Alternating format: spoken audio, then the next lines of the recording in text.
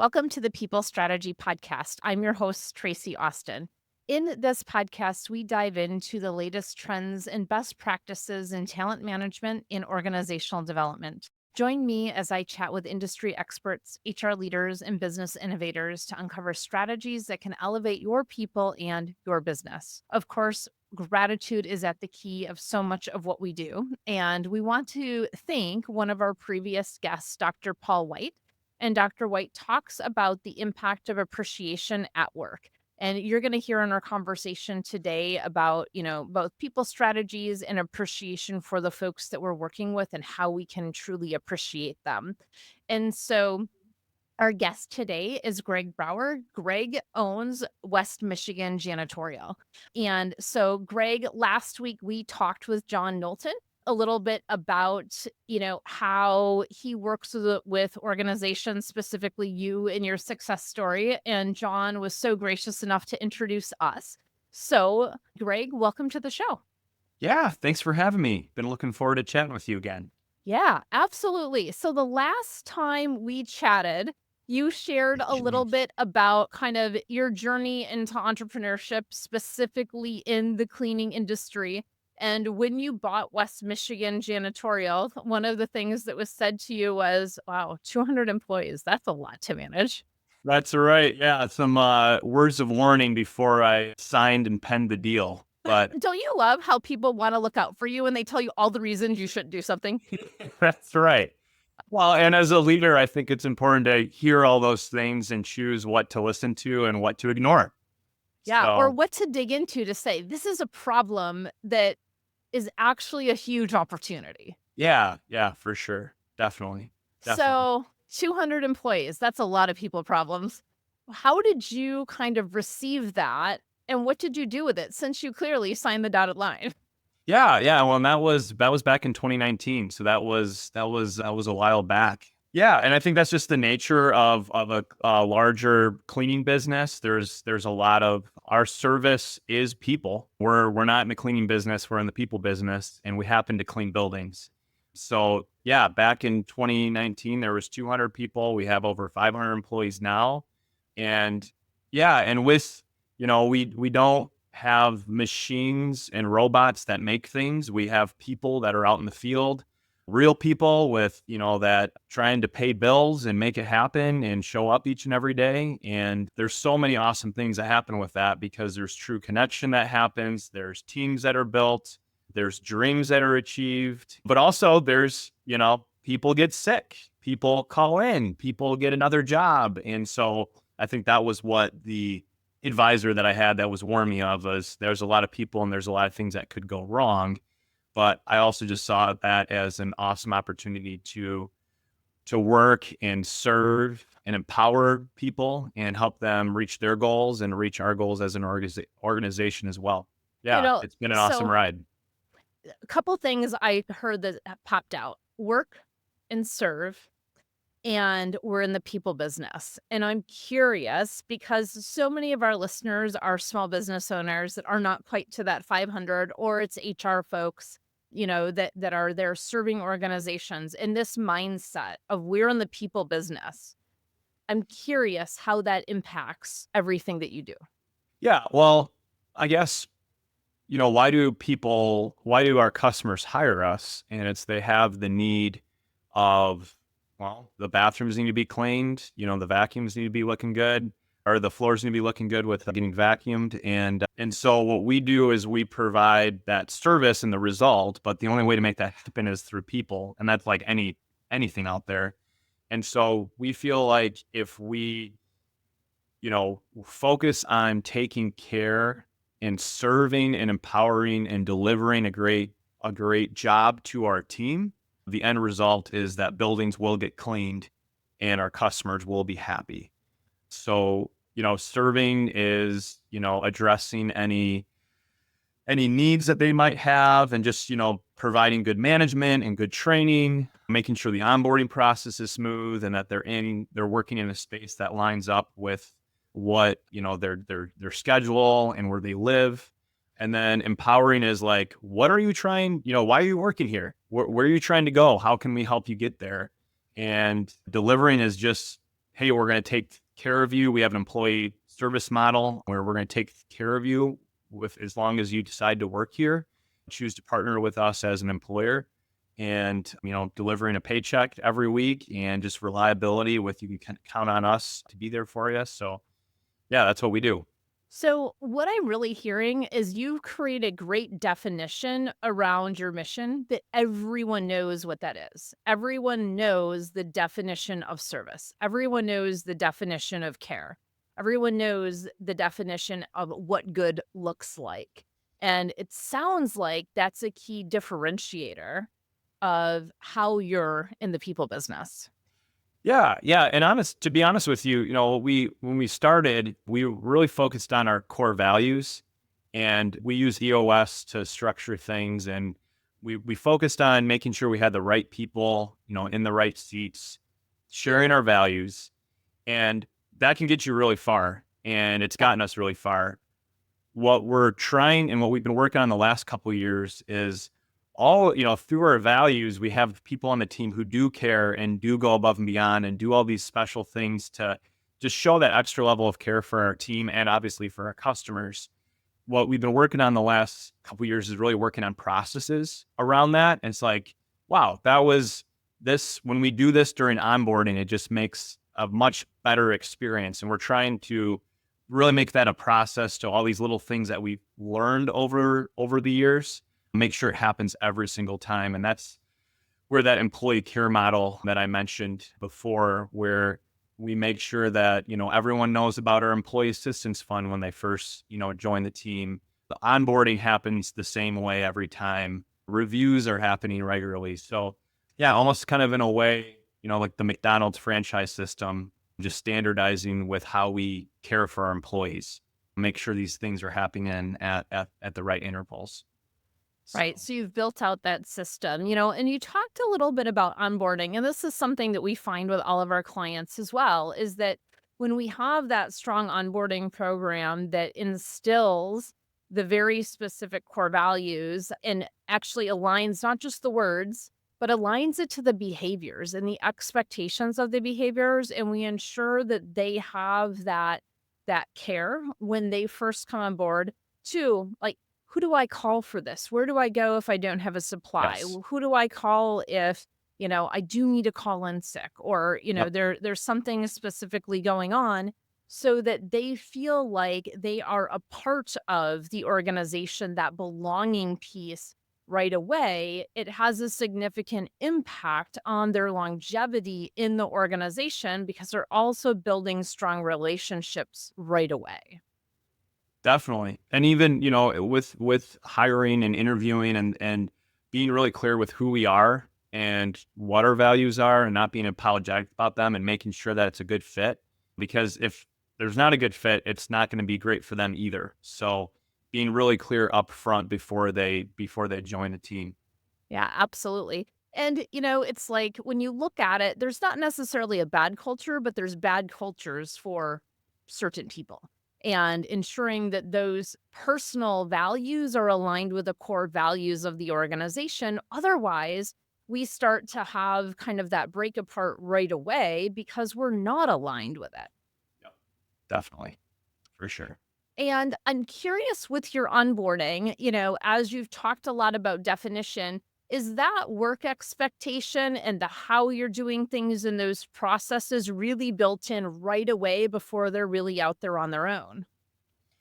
Yeah, definitely. I mean, well, obviously with when it starts with posting the position and we make sure that that's on the job openings that we have of just basic duties. But yeah, a lot of times, we'll have multiple positions that are open. Our industry does have higher turnover. And so when we have someone who comes in and who applies for a position, there might be a couple different spots we could place them that might be a good fit and have taking our time to really get to know the person well and what they might have applied for a job maybe in one of our municipalities that we clean, but we have another position in a school that actually might be a better fit that they're not Mhm. aware of. And so really taking our time in the interviewing process, finding out What are they looking to work solo? We have buildings where they would be the only person at night cleaning, and then we have other buildings that they're working with a team of 10 to 15 people. What type of work atmosphere are they looking for? What is the schedule that works for them? Taking in drive time and shifts and all of that. So we try to ask as many questions as possible at the beginning to make sure we can find a really good fit for them so that they can be successful. Awesome. Thank you so much for sharing that and giving some of those kind of steps and questions to our listeners. So often, what we hear is there's no good people to hire or no one wants to Mm. work anymore. Right. And those are very specific mindsets that are pretty negative. There's other mindsets that are, you know what, the perfect person is out there for this right role, and it's my job to find them. Right. So I'm curious, 100%. what is your mindset and your leadership team's mindset around finding the right people for the role? Yeah, yeah. Well, one of our values is everyone is important. So what we say is like whether you're fresh out of high school, you don't know what you want to do, and you just need some sort of job to pay the bills, and you're working for us, and you're cleaning bathrooms in a elementary school. Whether you're doing that or you're the CFO of a large corporation, you deserve the same dignity and respect. And so and those jobs are very important. Both jobs Mhm. are very important. So I guess when we're searching and looking for a position, this isn't just, hey, we just need another janitor to clean this area. No, this is an important role and there's the right person out there. We just have to find them. And and again, it's just great to get to know people and find out what made you apply for this position, what attracted you to it, and really try to, peel the layers of why someone's looking to make sure it's a really good fit. So I guess the mindset would be, yeah, there's lots of excellent people out there. It's just asking the right questions and making sure it's a mutually, good fit for someone. So yeah, that's how we go. That's how we approach it. And so, numbers are important, of course. I'm curious, and we didn't prep this. So if you don't know this, that's okay. That's But right. what was the turnover when you took over the organization in 2019 versus the turnover percentage now? Yeah, yeah. Well, I'll start with industry turnover, Yes, and because we're this part of is a a couple really of important number. a couple different peer groups that we're a part of, and the janitorial industry can be like 200% turnover, Yep, which is crazy. So that means if what is it? If you have 100 employees, you're hiring 200 a year. 200 a year. So that's a lot of people. And so I think when we started, we were around like 150% or so. And labor shortage was very challenging, but we were actually able to bring our numbers down each year through all of that. And we're sitting around, I believe, 80%, 80, 85, and we're hoping to bring it under 75. And our goal is to be at 50% within the next 3 years. So we're just continuing to try to drive that number down because that's first of all really challenging to go through that many people, and that's where a lot of the chaos in our world comes from, as an open position. And obviously we don't expect anyone to work here for their whole life, and it might only be a 6-month position. And that's another thing, is having that conversation ahead of time of, why are you in this position, how long do you plan on working here. But just setting expectations on the front end can really help reduce the turnover, the unnecessary turnover, hiring on values, and just making sure we're communicating clearly. I think a lot of I mean, you would know the stat better, but most people leave because of their manager, or, because of just not getting good information and getting frustrated. So, Yeah, um, absolutely. A lack of clarity, right? It's I don't definitely. I don't know what the expectations are, or I think I'm hitting them, but yet I'm consistently being told that I'm not, right? So, we see there's 4 key drivers to disengagement and folks leaving. They're not the right fit for the role, which you've taken care of up front. We use predictive index. I believe you use some sort of an assessment with that. Hmm. Organizational values, so we've already talked about that one.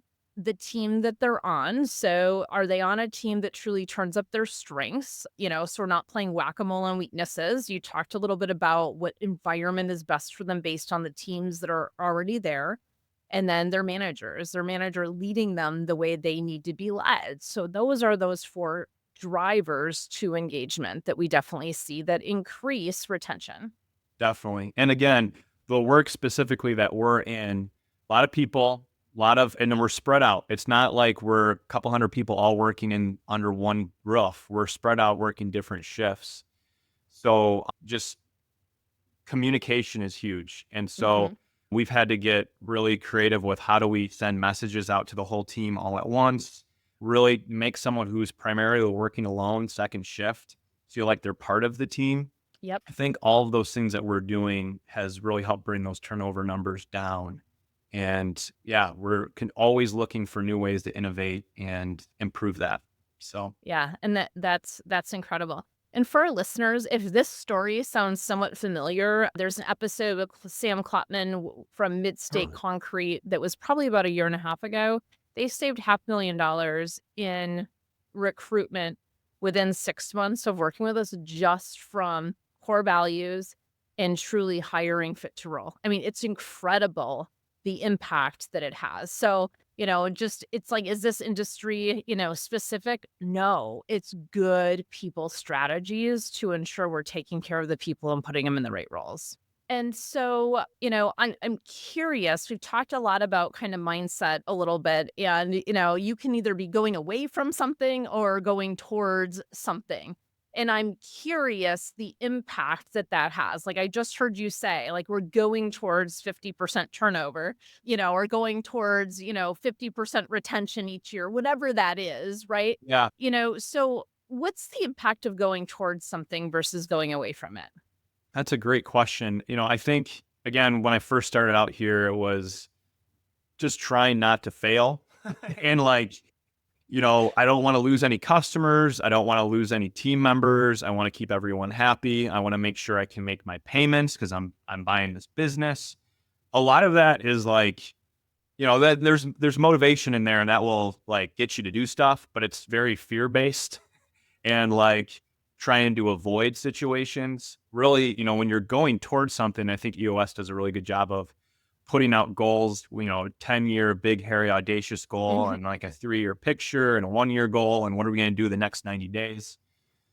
When you're working in that mindset, you can be more strategic and it's just a whole lot more fun. If Yeah. you're trying to run away from something, it's like, oh, why did we lose that person and what did we do wrong? And I think you always need to do that and look backwards of what hindsight's 2020, but having something to work towards, I think there's a lot more innovation that happens with that. It's a lot more fun to think Yeah. that way. And yeah, I don't think any of the things that we implemented that have, really moved the needle came out of like reaction of like, Yeah. oh, that was bad. We don't want that to happen again. It's usually of, well, what if we got to 50%? What would that look like? What sort of things and would we need to have in place to bring that number down? What would our organizational structure look like if we were in that spot? So that's what we try to be doing, looking forward as much as we can. And what would that free up from what I'm doing right now to have me do more of what I want to do? That's right. Well, and that's the amazing thing too is, yeah, with the hiring thing, there could be a whole, well, we need to spend more money on Indeed because we have all these open positions. So we need to just spend more money on advertising or like we need to get more recruiters to like ramp up the volume. And on the other side of like, well, okay, well, instead of trying to get more people in the door, how do we focus on not losing people, and why are people losing, and maybe doing some surveys when someone does leave for why they left, and also, just working with our managers of what are the things that they're doing and how are they spending their time with the team. And yeah, we're kind of in a cool spot now where especially back in the labor shortage and COVID, where we were, and I think everyone was doing this, just how do we get someone to apply for a Yeah. position? And there was a lot of energy that went into that to where now our managers are a whole lot more freed up to spend more time with the team that's working here currently. Right. And so which brings the turnover number down. So it's Yeah. this really cool thing that we only have a handful of open positions now. And so our managers spent a lot more time just working on and caring for our existing team rather than trying to get people in the door. Yeah. How do we grow our current people so that they can meet Yes. the dreams that they have? And, how do we put HR resources towards things like learning and development versus recruitment? It's much more Yeah. fun. Yeah. Definitely. Yeah, Definitely. absolutely. And so, you know, there's a couple kind of people strategies that I know you've implemented, but before we go into that, you are a part of a group called C12, and John had introduced us, and he spoke last week a lot around core values, but really around, well, let me just ask you, what are some of the key things you've brought from C12 into your business that have had a people impact? Yeah. Well, the reason I joined C12 was their whole thing is like business as a ministry and really Mhm. looking at, again, not being in business to make a profit or to, hit numbers, but to serve people. Mhm. So that's what C12 is all about is, this is trying to get in the mindset of this is not my business. I'm a steward of this business. How do I serve the people and the business the best way possible?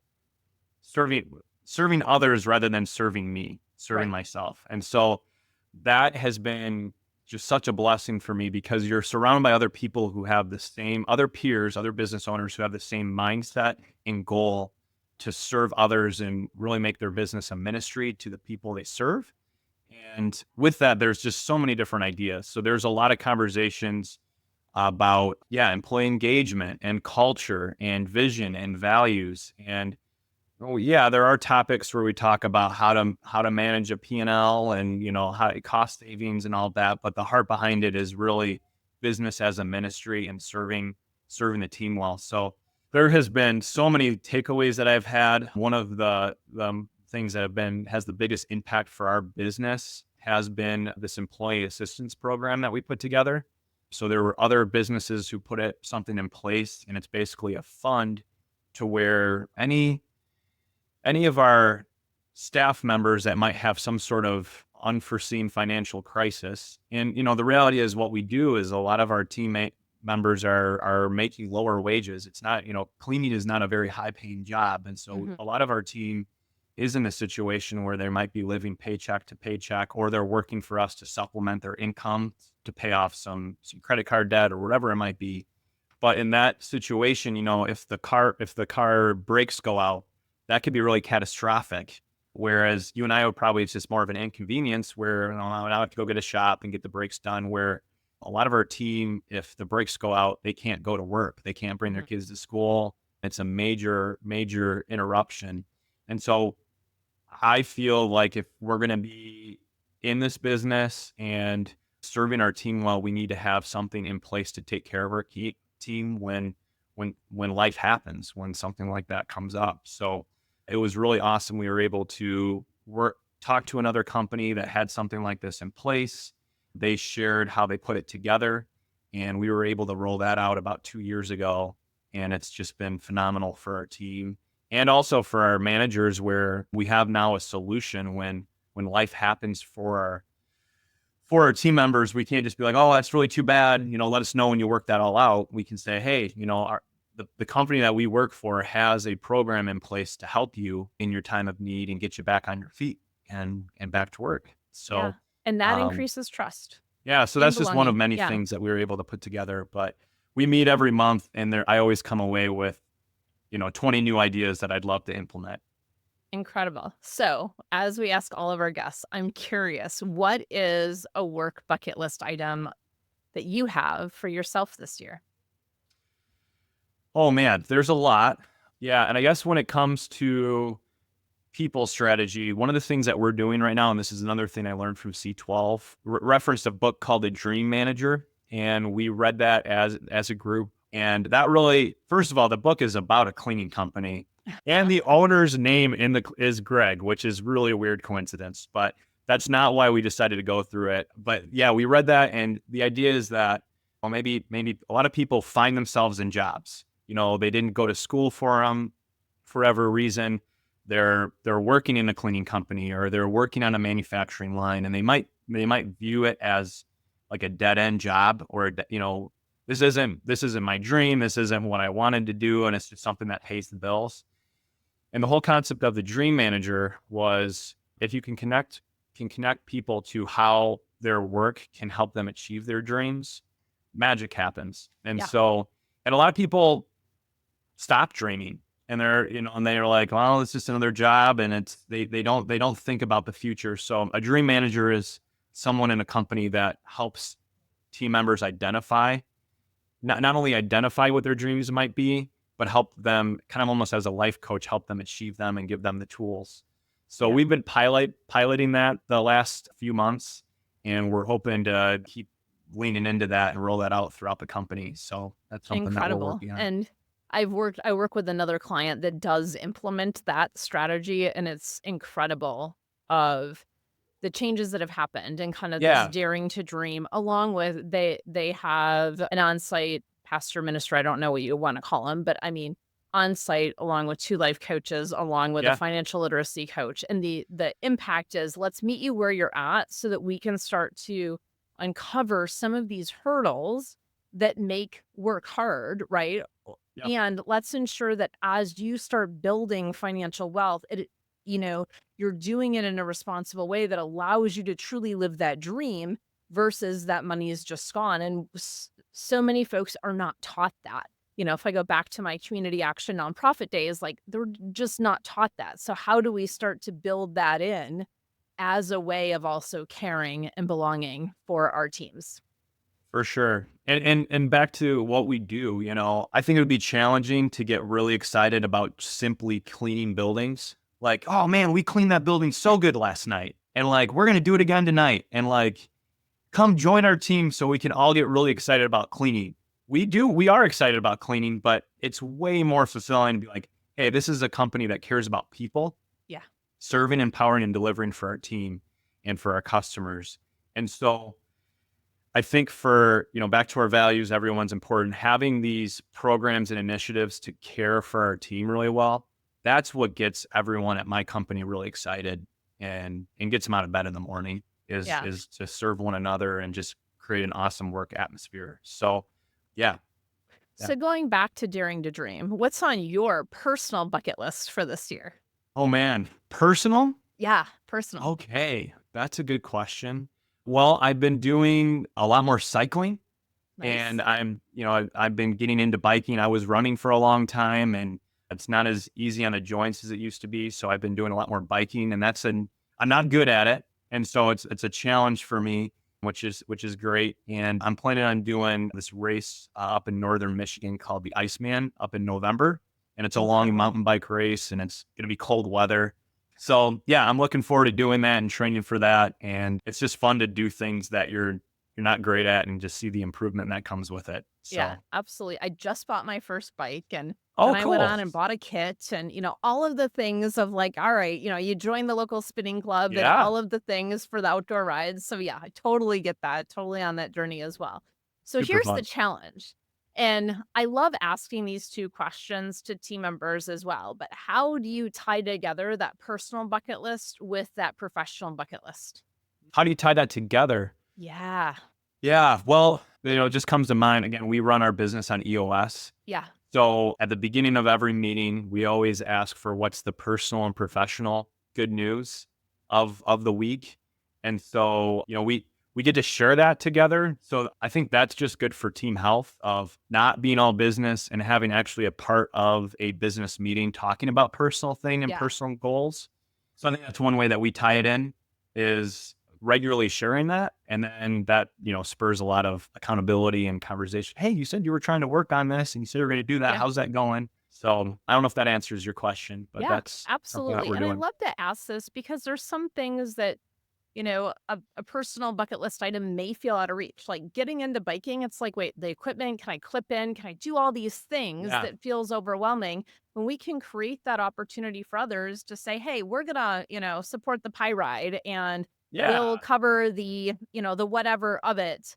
definitely. For anyone that wants to come, and we'll do a couple rides beforehand. So if anyone wants to get into this is a way to do it. And, so Definitely. for the team building, and I'm just pulling this out, as an example, but just that idea of if we truly get into that dreams that our employees have, and if there's a way to tie the personal and the professional together that moves the business forward, of course, Yep. how do we do that in a way because that has them feel, held and seen and belonging to the organization? Yeah. Yeah. And I think like what we've been doing is just step one is just asking what's going on and getting out there in the open. And there's been some really cool things that have happened through sharing that, of people connecting on certain things, whether it's biking or running or what they're doing over the weekend. And Yeah. yeah, that's great. Amazing. Any last thoughts for listeners today? I would just say, this podcast is the People Strategy Podcast, and I was kind of sharing this with the whole cleaning thing, but I feel like relationships matter. And honestly, when you look back on your life, how well we cleaned a building, I don't think I'll be thinking about that 50 years from now. But it's the people, and it's Yeah. kind of what life is all about, is how do you care and serve people really well. So I love that that's what your podcast is all about. And yeah, I'm looking forward to learning more from you and happy to share here. Awesome. Thank you. And on the cleaning note, the desk in my office is 1940s chemistry table from the school in the Oh, town that I wow. grew up in. And let me tell you, like at first I'm like, oh my gosh, is there going to be gum under here? There's not, but there's some cool little notes of like, I'm like, that staff did an amazing job keeping this thing clean. And it's so cool. So anyway, Oh, very neat. That's great. well, with that, thank you so much for listening. And to our listeners, again, we so appreciate you listening in every week. We love your comments and your feedback. We love the 5-star ratings. And, what stood out to you in this episode that you're going to think about potentially implement in your organization. So, with that, thanks so much. And I'll see you next week. Thank you so much for listening today. I'd love to connect with you. If you'd like to connect, you can find me on LinkedIn at Traci, Traci Austin, and at our website at elevatedtalentconsulting.com. If you'd love to learn more about our process, please reach out to us. And again, thank you so much for listening and sharing your feedback with us through a review. Have a fantastic day.